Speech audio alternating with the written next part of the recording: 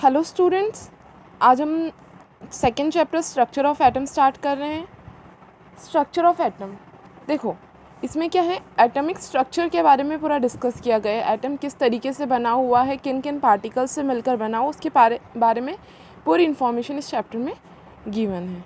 Okay, तो ये जो एटम है इसके बारे में डिस्कवरी कब बहुत पहले समय से स्टार्ट हो गई थी, मतलब जब रामायण वगैरह का जो टाइम है लगभग उस समय ही ये एटम के बारे में क्या हो गया था, डिस्कवरी होना स्टार्ट हो गई थी। ठीक है, तो महर्षि कन्नड जो है 380 से 400 BC के बीच में महर्षि कन्नड, ठीक है, और डेमोक्रेटिस, ये क्या है, एक ग्रीक फिलोसोफर है ना, एक ग्रीक फिलोसोफर है। इन्होंने क्या किया था, एटम के बारे में डिस्कवरी की थी। ठीक है, अब उस समय क्या था कि ऐसे कोई रिटन वर्क तो होता नहीं था। उस वक्त गुरुकुल्स हुआ करते थे, टीचर्स वगैरह इस तरीके से रिटन फॉर्म में नहीं पढ़ाते थे, वो सिर्फ लेक्चर देते थे, बोलते थे, और उनके स्टूडेंट्स क्या करते थे, उसी को सुनकर उसके बारे में क्या करते थे, पूरी मतलब कैप्चर कर लेते। उनको कोई लिख कर रिटन वगैरह वर्क नहीं करते थे, तो उनको उस वक्त समय याद, पूरी चीज़ वैसे ही याद हो जाती थी। तो इनको अभी कंसिडर नहीं किया जाता है क्योंकि इनका जो मैटर है वो कोई भी रिटन फॉर्म में नहीं है। ठीक है, लेकिन सबसे पहले जो डिस्कवरी की थी एटम की, वो किसने की थी, कन्नड ने, महर्षि कन्नड और डेमोक्रेटस ने की थी। देखो कन्नड ने ही इसको क्या नाम दिया था, कर्ण, है ना। एटम को हिंदी में क्या कहा जाता है, कर्ण कहा जाता है। तो इन्होंने ही कन्नड के नाम से ही क्या बना है, वो कर्ण। ठीक है, और डेमोक्रेटिस ने इसे ग्रीक लैंग्वेज में कहा था एटोमियो।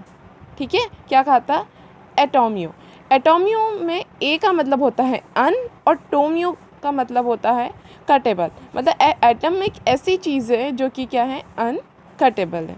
ठीक है, इन दोनों का कहना है कि if we keep on breaking a matter, a point will come where the particle will become indivisible. इनका कहना है कि अगर हम किसी भी मैटर को ब्रेक करते जाएंगे तो एक ऐसा पॉइंट आ जाएगा जहाँ पे पार्टिकल जो होगा, मतलब मैटर है ना, ये क्या कहना चाहते हैं, मैटर, कोई भी मैटर को अगर हम ब्रेक करते हैं तो एक ऐसा पॉइंट आ जाएगा जहाँ पे वो क्या हो जाएगी, इनडिविजिबल हो जाएगा, अनकटेबल होगा। उसके बाद हम उसको क्या कर सकते, डिवाइड नहीं कर सकते।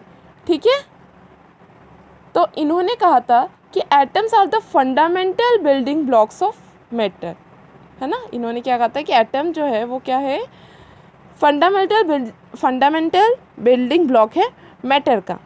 ठीक है, इन्होंने कहा था कि मैटर को जब सब डिवाइड किया जाता है तो एक इतना स्मॉलेस्ट पार्टिकल आ जाता है जो क्या होता है, नॉन डिविजिबल होता है, जिसको हम डिवाइड नहीं कर सकते।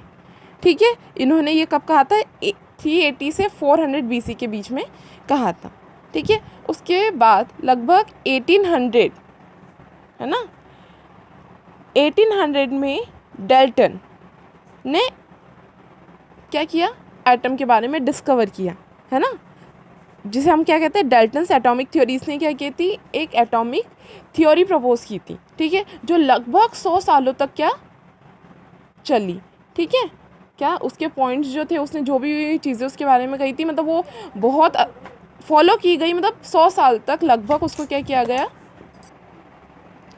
लगभग 100 सालों तक उस चीज़ को क्या किया गया, माना गया। ठीक है, डाल्टन ने कहा था कि matter consist of indivisible atom. इसके ये पॉइंट्स है कि मैटर जो है कि इसके बने हुए इनडिविजिबल पार्टिकल्स के बने हुए, है ना, मैटर इनडिविजिबल एटम का बना हुआ है, मतलब ऐसे एटम्स का बना हो जिनको हम फर्दर डिवाइड नहीं कर सकते। ठीक है, जो कि बात महर्षि कन्नड और डेमोक्रेटिक्स ने भी कहा था कि मैटर इनडिविजिबल पार्टिकल से मिलकर बने हुए। और ये सेम चीज़ डाल्टन ने भी कही कि matter consist of indivisible atom, है ना, मैटर क्या, अनडिविजिबल एटम का बना हुआ है। इसने एक और बात कही थी कि जितने भी एटम्स है किसी भी एलिमेंट में, उनकी प्रॉपर्टीज़ क्या होती है, आइडेंटिकल होती है ना, और डिफरेंट एलिमेंट्स हो गए तो उनके मास भी क्या होंगे, डिफरेंट होंगे। इसने कहा था कि डिफरेंट एलिमेंट होंगे तो उनके मास भी क्या होंगे, डिफरेंट होंगे।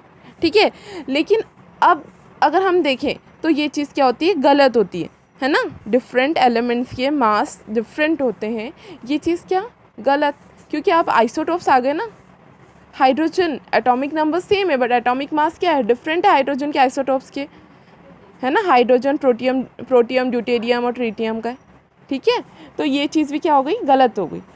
फिर इसने कहा था कि compounds are formed when atoms of different elements combine in a fix ratio. इसने कहा था कि एटम्स, डिफरेंट एलिमेंट के एटम्स जब फिक्स रेशियो में कंबाइन होंगे तभी कंपाउंड बनेंगे, ठीक है। तो इसने ये सारे इतने सारे पॉइंट्स कहे थे। इसने एक और कहा था कि एटम्स जो होते हैं they can neither be created nor can be destroyed in a chemical reaction, ठीक है। तो इसके कई सारे पॉइंट्स ऐसे हैं जो कि क्या है, अब गलत साबित हो गए, ठीक है। मतलब ये थ्योरी जो है 100 सालों तक तो बहुत चली, लेकिन फिर जब साइंटिस्ट आए उन्होंने अलग अलग चीज़ों की डिस्कवरी की तो इसके पॉइंट्स क्या हो गए, वो गलत साबित हुए। लेकिन सबसे पहले जो एटम के बारे में जो डिस्कवरी की थी या जिसका नाम आता है वो किसका आता है, डाल्टन आता है, ठीक है। क्योंकि डाल्टन ने ही प्रपोज किया था डाल्टन्स एटॉमिक थ्योरी। इसी ने कहा था कि एटम्स जो है वो क्या है, इनडिविजिबल है। लेकिन अब हमें पता है कि atoms can be divided in, है ना, प्रोटॉन, इलेक्ट्रॉन और न्यूट्रॉन में एटम्स को हम डिवाइड कर सकते, लेकिन उस वक्त डाल्टन का ये कहना था, ठीक है।